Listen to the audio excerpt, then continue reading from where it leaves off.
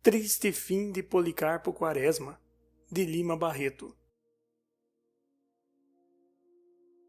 Parte 2, Capítulo 2. Você, Quaresma, é um visionário. 8 horas da manhã. A cerração ainda envolve tudo. Do lado da terra mal se enxergam as partes baixas dos edifícios próximos. Para o lado do mar, então, a vista é imponente contra aquela treva esbranquiçada e flutuante, contra aquela muralha de flocos e opaca que se condensa ali e aqui em aparições, em semelhanças de coisas. O mar está silencioso. Há grandes intervalos entre o seu fraco marulho. Vê-se da praia um pequeno trecho sujo, coberto de algas, e o odor da maresia parece mais forte com a neblina. Para a esquerda e para a direita é o desconhecido, o mistério. Entretanto, para aquela pasta espessa, de uma claridade difusa, está povoada de ruídos, o chiar das serras vizinhas, os apitos de fábricas e locomotivas, os guinchos de guindastes dos navios enchem aquela manhã indecifrável e taciturna, e ouve-se mesmo a bulha compassada de remos que ferem o mar. Acredita-se, dentro daquele decoro, que é Caronte que traz a sua barca para uma das margens do Estige. Atenção! Todos perscrutam a cortina de névoa pastosa, os rostos estão alterados, parece que do seio da bruma vão surgir demônios. Não se ouve mais a bulha. O Scaler afastou-se, as fisionomias respiram aliviadas. Não é noite, não é dia, não é o dilúculo, não é o crepúsculo, é a hora da angústia, é a luz da incerteza. No mar não há estrelas nem sol que guiem. Na terra, as aves morrem de encontro às paredes brancas das casas. A nossa miséria é mais completa e a falta daqueles mudos marcos da nossa atividade, da mais forte percepção do nosso isolamento no seio da natureza grandiosa. Os ruídos continuam e, como nada se vê, parece que vem do fundo da terra ou são alucinações auditivas. A realidade só nos vem do pedaço de mar que se avista, marulhando com grandes intervalos, fracamente, tenuemente, a medo, de encontro à areia da praia, suja de bodelhas, algas e sargaços. Aos grupos, após o rumor dos remos, os soldados deitaram-se pela relva que continua à praia. Alguns já cochilam, outros procuram com os olhos o céu através do nevoeiro que lhes umedece o rosto. O cabo Ricardo Coração dos Outros, de rifle à cintura e gorro à cabeça, sentado numa pedra, está de parte, sozinho, e olha aquela manhã angustiosa. Era a primeira vez que via a cerração assim perto do mar, onde ela faz sentir toda a sua força de desesperar. Em geral, ele só tinha olhos para as alvoradas claras e purpurinas, macias e fragrantes. Aquele amanhecer brumoso e feio era uma novidade para ele. Sob o fardamento de cabo, o menestrel não se aborrece. Aquela vida solta da caserna vai-lhe bem na alma. O violão está lá dentro, e em horas de folga ele o experimenta, cantarolando em voz baixa. É preciso não enferrujar os dedos. O seu pequeno aborrecimento é não poder, de quando em quando, soltar o peito. O comandante do destacamento é Quaresma, que talvez consentisse. O major está no interior da casa que serve de quartel, lendo. O seu estudo predileto é agora a artilharia. Comprou compêndios, mas como sua instrução é insuficiente, da artilharia vai à balística, da balística à mecânica, da mecânica ao cálculo e à geometria analítica. Desce mais a escada, vai à trigonometria, à geometria e à álgebra e à aritmética. Ele percorre essa cadeia de ciências entrelaçadas com uma fé de inventor. Aprende uma noção elementaríssima após um rosário de consultas, de compêndio em compêndio, e leva assim aqueles dias de ócio guerreiro enfronhado na matemática, nessa matemática rebarbativa e hostil aos cérebros que já não são mais moços. Há no destacamento um canhão Krupp, mas ele nada tem a ver com o mortífero aparelho. Contudo, estuda a artilharia. É encarregado dele o tenente Fontes, que não dá obediência alguma ao patriota major. Quaresma não se incomoda com isso, vai aprendendo lentamente a servir-se da boca de fogo e submete-se à arrogância do subalterno. O comandante do Cruzeiro do Sul, o Bustamante da barba mosaica, continua no quartel, superintendendo a vida do batalhão. A unidade tem poucos oficiais e muito poucas praças, mas o Estado paga ao prédio 400. A falta de capitães, o número de alferes está justo, o de tenentes, quase, mas já há um major, que é Quaresma, e o comandante, Bustamante, que por modéstia se fez simplesmente tenente-coronel.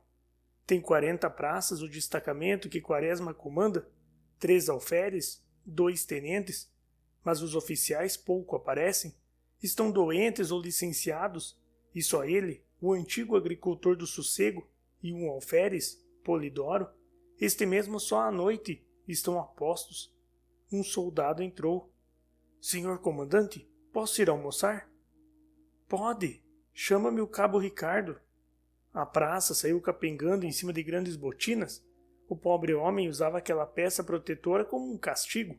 Assim que se viu no mato, que levava à sua casa, tirou-as e sentiu pelo rosto o sopro da liberdade. O comandante chegou à janela. A cerração se ia dissipando. Já se via o sol que brilhava como um disco de ouro fosco. Ricardo, o coração dos outros, apareceu. Estava engraçado dentro do seu fardamento de caporal. A blusa era curtíssima, sungada, os punhos lhe apareciam inteiramente e as calças eram compridíssimas e arrastavam no chão. Como vais, Ricardo? Bem, e o senhor, major? Assim. Quaresma deitou sobre o inferior e amigo aquele seu olhar agudo e demorado. Andas aborrecido, não é? O trovador sentiu-se alegre com o interesse do comandante. Não. Para que dizer, major, que sim? Se a coisa for assim até ao fim, não é mal. O diabo é quando atiro. Uma coisa, major, não se poderia assim, aí pelas horas em que não há que fazer, ir nas mangueiras cantar um pouco. O major coçou a cabeça, alisou o cavanhaque e disse: Eu não sei. O senhor sabe que isso de cantar baixo é remar em seco? Dizem que no Paraguai...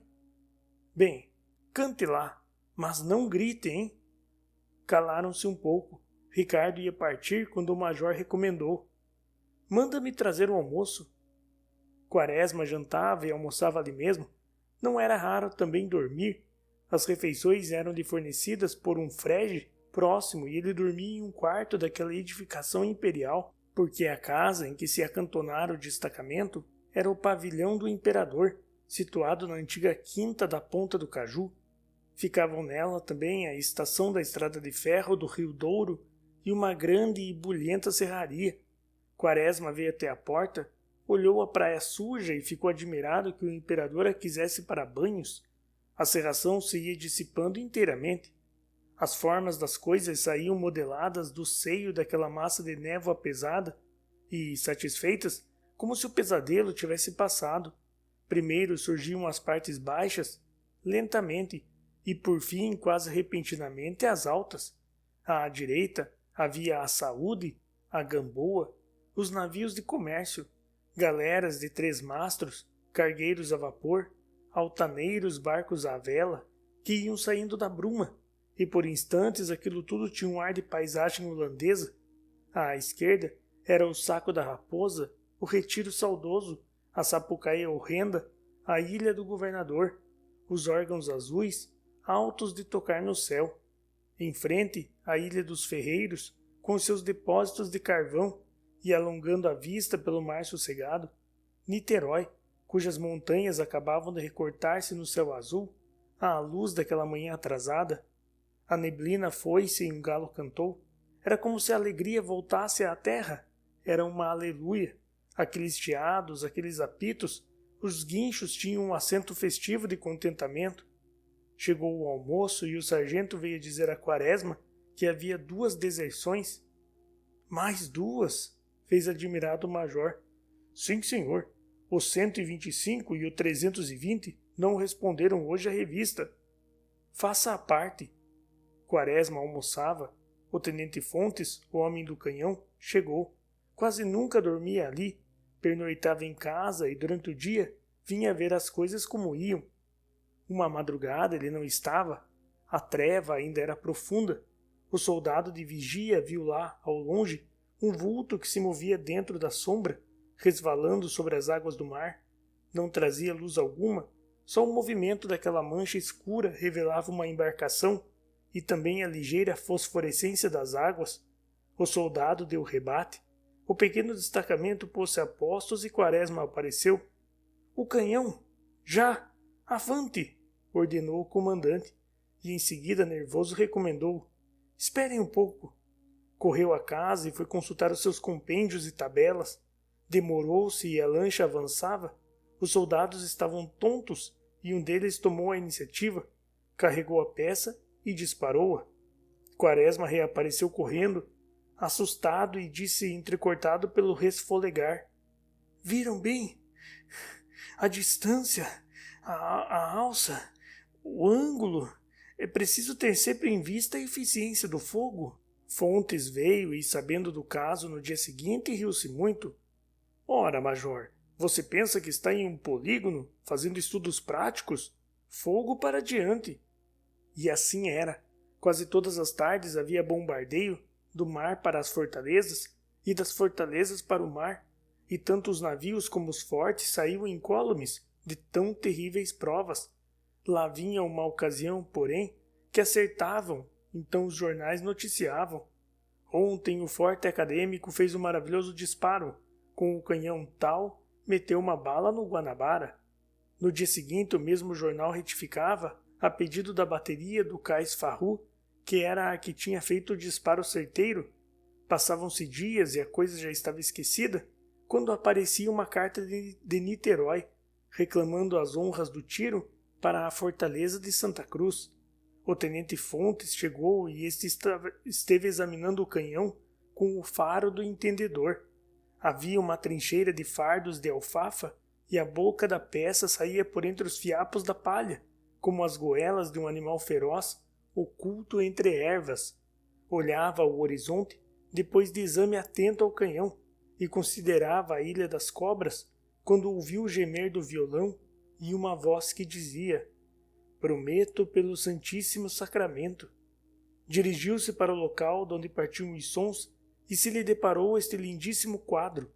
À sombra de uma grande árvore, os soldados deitados ou sentados em círculo, em torno de Ricardo, coração dos outros, que entoava endechas magoadas. As praças tinham acabado de almoçar e beber a pinga, e estavam tão embevecidas na canção de Ricardo, que não deram pela chegada do jovem oficial. "Que é isto?" disse ele severamente. Os soldados levantaram-se todos em continência, e Ricardo, com a mão direita no gorro perfilado e a esquerda segurando o violão que repousava no chão, desculpou-se. "Seu tenente, foi o major quem permitiu. Vossa Senhoria sabe que se nós não tivéssemos ordem, não iríamos brincar." "Bem, não quero mais isto", disse o oficial. "Mas", objetou Ricardo, "o senhor Major Quaresma..." "Não temos aqui Major Quaresma." "Não quero, já disse." Os soldados debandaram e o tenente Fontes seguiu para a velha casa imperial, ao encontro do major do Cruzeiro do Sul. Quaresma continuava no seu estudo, um rolar de Sísifo, mas voluntário, para a grandeza da pátria. Fontes ia entrando e dizendo: "Que é isto, seu Quaresma? Então o senhor permite cantorias no destacamento?" O major não se lembrava mais da coisa e ficou espantado com o ar severo e ríspido do moço, e ele repetiu: "Então o senhor permite que os inferiores cantem modinhas e toquem violão em pleno serviço?" "Mas que mal faz? Ouvi dizer que em campanha... E a disciplina? E o respeito?" "Bem, vou proibir", disse Quaresma. "Não é preciso, já proibi." Quaresma não se deu por agastado, não percebeu motivo para agastamento e disse com doçura: "Fez bem." Em seguida perguntou ao oficial o modo de extrair a raiz quadrada de uma fração decimal. O rapaz ensinou-lhe e eles estiveram cordialmente conversando sobre coisas vulgares. Fontes era noivo de Lalá, a terceira filha do general Albernaz, e esperava acabar a revolta para efetuar o casamento. Durante 1 hora a conversa entre os dois versou sobre este pequenino fato familiar, a que estavam ligados aqueles estrondos, aqueles tiros, aquela solene disputa entre duas ambições. Subitamente, a corneta feriu o ar com sua voz metálica. Fontes assestou o ouvido. O major perguntou: "Que toque é?" "Sentido." Os dois saíram. Fontes perfeitamente fardado e o major apertando o talim, sem encontrar jeito, tropeçando na espada venerável que teimava em se lhe meter entre as pernas curtas. Os soldados já estavam nas trincheiras, armas à mão. O canhão tinha ao lado a munição necessária. Uma lancha avançava lentamente, com a proa alta assestada para o posto. De repente saiu de sua borda um golfão de fumaça espessa. "Queimou!" gritou uma voz. Todos se abaixaram. A bala passou alto, zunindo, cantando, inofensiva. A lancha continuava a avançar impávida. Além dos soldados, havia curiosos, garotos, a assistir o tiroteio, e foram um destes que gritara: "Queimou!" E assim sempre. Às vezes eles chegavam bem perto à tropa, às trincheiras, atrapalhando o serviço. Em outras, um cidadão qualquer chegava ao oficial e muito delicadamente pedia: "O senhor dá licença que dê um tiro?" O oficial acedia. Os serventes carregavam a peça e o homem fazia a pontaria e um tiro partia. Com o tempo, a revolta passou a ser uma festa, um divertimento da cidade. Quando se anunciava um bombardeio, num segundo, o terraço do passeio público se enchia. Era como se fosse uma noite de luar, no tempo em que era do tom apreciá-las no velho jardim de Dom Luís de Vasconcelos, vendo o astro solitário pratear a água e encher o céu. Alugavam-se binóculos, e tanto os velhos como as moças, os rapazes como as velhas, seguiam o bombardeio como uma representação de teatro. "Queimou Santa Cruz, agora é o Aquidabã, lá vai!" E dessa maneira a revolta ia correndo familiarmente, entrando nos hábitos e nos costumes da cidade. No cais Farru, os pequenos garotos vendedores de jornais, engraxates, quitandeiros, ficavam atrás das portadas, dos urinários, das árvores a ver, a esperar a queda das balas, e quando acontecia cair uma, corriam todos em bolo a apanhá-la, como se fosse uma moeda ou guloseima. As balas ficaram na moda. Eram alfinetes de gravata, berloques de relógio, lapiseiras, feitas com as pequenas balas de fuzis. Faziam-se também coleções das médias e com seus estojos de metal, areados, polidos, lixados, ornavam os consolos, os dunkerques das casas médias. As grandes, os melões e as abóboras, como chamavam, guarneciam os jardins como vasos de faiança ou estátuas. A lancha continuava a atirar. Fontes fez um disparo. O canhão vomitou o projétil, recuou um pouco e logo foi posto em posição. A embarcação respondeu e o rapazote gritou: "Queimou!" Eram sempre esses garotos que anunciavam os tiros do inimigo. Mal viam o fuzilar breve e a fumaça, lá longe, no navio, jorrar devagar, muito pesada, gritavam: "Queimou!" Houve um em Niterói que teve o seu quarto de hora de celebridade. Chamavam-no 30 réis. Os jornais do tempo ocuparam-se com ele, fizeram-se subscrições a seu favor. Um herói. Passou a revolta e foi esquecido. Tanto ele como a Lucy, uma bela lancha que chegou a fazer-se entidade da imaginação das urbes, a interessá-la, a criar inimigos e admiradores. A embarcação deixou de provocar a fúria do posto do Caju e Fontes deu instruções ao seu chefe da peça e foi-se embora. Quaresma recolheu-se no seu quarto e continuou seus estudos guerreiros. Os mais dias que passou naquele extremo da cidade não eram diferentes deste. Os acontecimentos eram os mesmos e a guerra caía na banalidade da repetição dos mesmos episódios. A espaços, quando o aborrecimento lhe vinha, saía, descia à cidade e deixava o posto entregue a Polidoro ou a Fontes, se estava. Raras vezes o fazia de dia, porque Polidoro, o mais assíduo, marceneiro de profissão, e em atividade numa fábrica de móveis, só vinha à noite. No centro da cidade, a noite era alegre e jovial. Havia muito dinheiro, o governo pagava soldos dobrados e, às vezes, gratificações, além do que havia também a morte sempre presente, e tudo isso estimulava o divertir-se. Os teatros eram frequentados e os restaurantes noturnos também. Quaresma, porém, não se metia naquele ruído de praça semi-sitiada. Ia às vezes ao teatro, à paisana, e logo acabado o espetáculo, voltava para o quarto da cidade ou para o posto. Em outras tardes, logo que Polidoro chegava, saía a pé pelas ruas dos arredores, pelas praias até ao campo de São Cristóvão. Ia vendo aquela sucessão de cemitérios, com as suas campas alvas que sobem montanhas, como carneiros tosquiados e limpos a pastar, aqueles ciprestes meditativos que as vigiam, e como que se lhe representava que aquela parte da cidade era feudo e senhorio da morte. As casas tinham um aspecto fúnebre, recolhidas e concentradas, o mar marulhava lugubremente na ribanceira lodosa, as palmeiras ciciavam doridas, e até o tilintar da campainha dos bondes era triste e lúgubre. A paisagem se impregnava da morte, e o pensamento de quem passava ali, mais ainda, para fazer sentir nela tão forte aspecto funéreo. Foi vindo até o campo, aí deu-lhe vontade de ver a sua antiga casa, e afinal entrou na residência do general Albernaz. Devia-lhe aquela visita, e aproveitou o ensejo. Acabavam de jantar, e jantara com o coronel, além do tenente Fontes e o almirante Caldas, o comandante de Quaresma, o tenente-coronel Inocêncio Bustamante. Bustamante era um comandante ativo, mas dentro do quartel. Não havia quem como ele se interessasse pelos livros, pela boa caligrafia, com que eram escritos livros mestres, as relações de mostra, os mapas de companhia e outros documentos.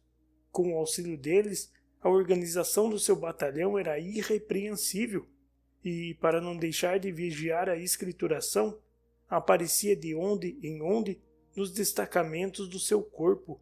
Havia 10 dias que Quaresma o não via.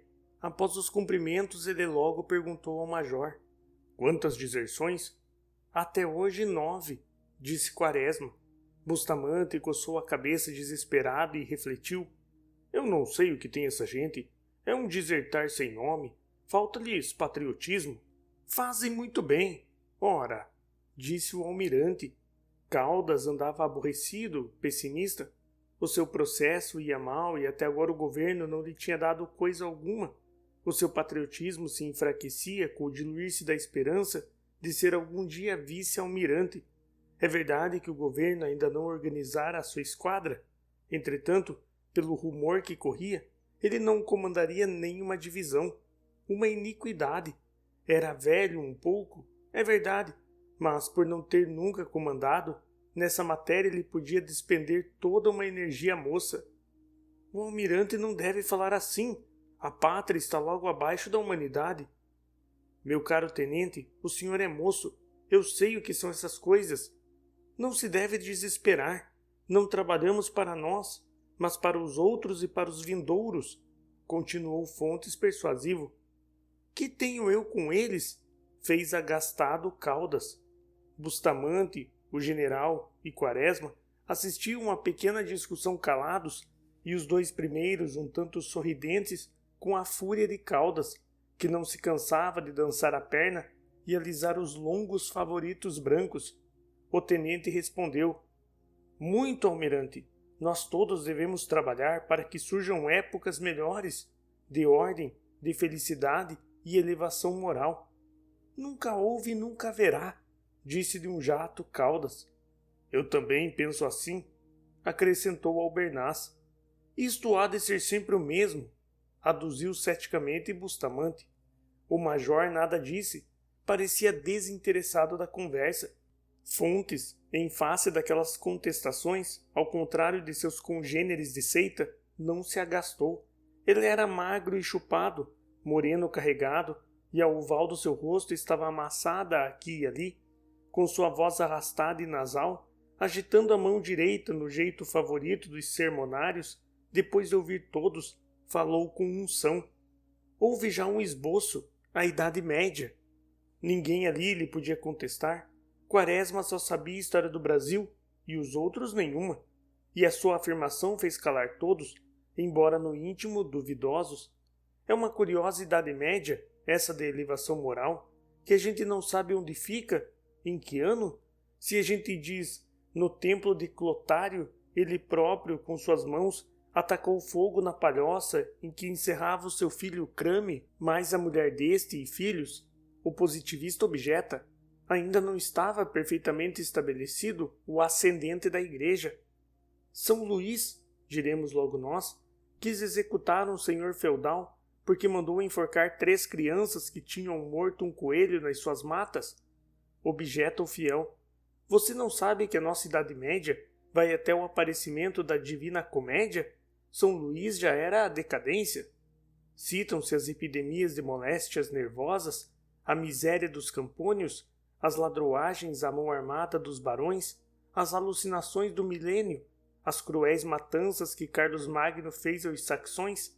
Eles respondem, uma hora que ainda não estava perfeitamente estabelecido o ascendente moral da Igreja, outra que ele já tinha desaparecido. Nada disso foi objetado ao positivista e a conversa resvalou para a revolta. O almirante criticava severamente o governo. Não tinha plano algum, levava a dar tiros à toa. Na sua opinião, já devia ter feito todo o esforço para ocupar a Ilha das Cobras, embora isso custasse rios de sangue. Bustamante não tinha opinião assentada, mas Quaresma e Fontes julgavam que não. Seria uma aventura arriscada e de uma improficuidade patente. Albernaz ainda não tinha dado o seu aviso e veio a fazê-lo assim. Mas nós reconhecemos o Maitá e por pouco. Entretanto, não a tomaram, disse Fontes. As condições naturais eram outras e assim mesmo o reconhecimento foi perfeitamente inútil. O senhor sabe, esteve lá. Isto é, adoeci e vim um pouco antes para o Brasil, mas o camisão disse-me que foi arriscado. Quaresma voltara ao silêncio. Ele procurava ver Ismênia. Fontes lhe tinha inteirado do seu estado e o major se sentia, por qualquer coisa, preso à moléstia da moça. Viu todos, Dona Maricota, sempre ativa e diligente, Lalá, a arrancar, com um olhar, o noivo da conversa interminável, e as outras que vinham de quando em quando, da sala de visitas à sala de jantar onde ele estava. Por fim, não se conteve, perguntou. Soube que estava em casa da irmã casada e ia pior, cada vez mais abismada na sua mania, enfraquecendo-se de corpo.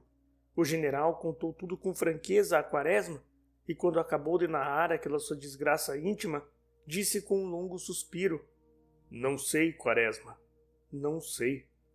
Eram 10 horas quando o major se despediu, voltou de bonde para a ponta do caju, saltou e recolheu-se logo a seu quarto. Vinha cheio de perturbação especial, que põe em nós o luar que estava lindo, terno e leitoso naquela noite.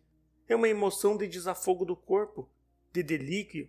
Parece que nos tira um envoltório material e ficamos só alma, envolvidos numa branda atmosfera de sonhos e quimeras. O major não colhia bem a sensação transcendente, mas sofria sem perceber o efeito da luz pálida e fria do luar. Deitou-se um pouco, vestido, não por sono, mas em virtude daquela doce embriaguez que o astro lhe tinha posto nos sentidos. Dentro em pouco, Ricardo veio chamá-lo. O marechal estava aí. Era seu hábito sair à noite, às vezes, de madrugada, e ir de posto em posto. O fato se espalhou pelo público que o apreciava extraordinariamente, e o presidente teve mais esse documento para afirmar a sua fama de estadista consumado. Quaresma veio ao seu encontro. Floriano vestia chapéu de feltro mole, abas largas e uma curta sobrecasaca surrada. Tinha um ar de malfeitor ou de exemplar chefe de família em aventuras extraconjugais. O major cumprimentou-o e este esteve a dar-lhe notícias do ataque que fora feito ao seu posto há dias passados. O marechal respondia por monossílabos preguiçosos e olhava ao redor. Quase ao despedir-se, falou mais, dizendo vagarosamente, lentamente: Hei de mandar pôr um holofote aqui. Quaresma veio acompanhá-lo até ao bonde. Atravessaram o velho sítio do Recreio dos Imperadores. Um pouco afastada da estação, uma locomotiva, semi-acesa, resfolegava, semelhava roncar, dormindo.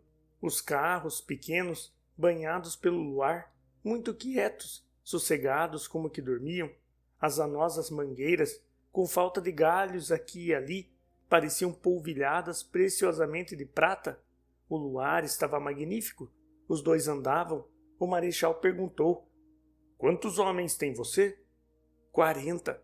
O marechal mastigou um "não é muito" e voltou ao mutismo.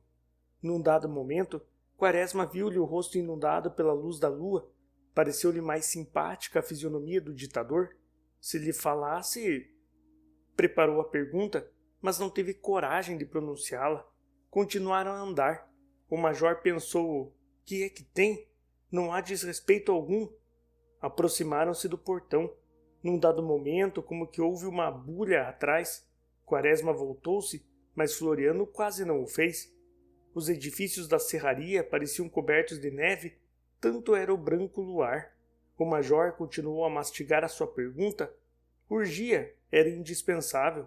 O portão estava a 2 passos. Tomou coragem, ousou e falou: "Vossa Excelência já leu meu memorial, marechal?" Floriano respondeu lentamente, quase sem levantar o lábio pendente: "Li." Quaresma entusiasmou-se: "Vê, Vossa Excelência, como é fácil erguer este país, desde que se cortem todos aqueles empecilhos que eu apontei no memorial que Vossa Excelência teve a bondade de ler, desde que se corrijam os erros de uma legislação defeituosa e inadaptável às condições do país. Vossa Excelência verá que tudo isto muda, que em vez de tributários, ficaremos com a nossa independência feita. Se Vossa Excelência quisesse..." À proporção que falava, mais Quaresma se entusiasmava.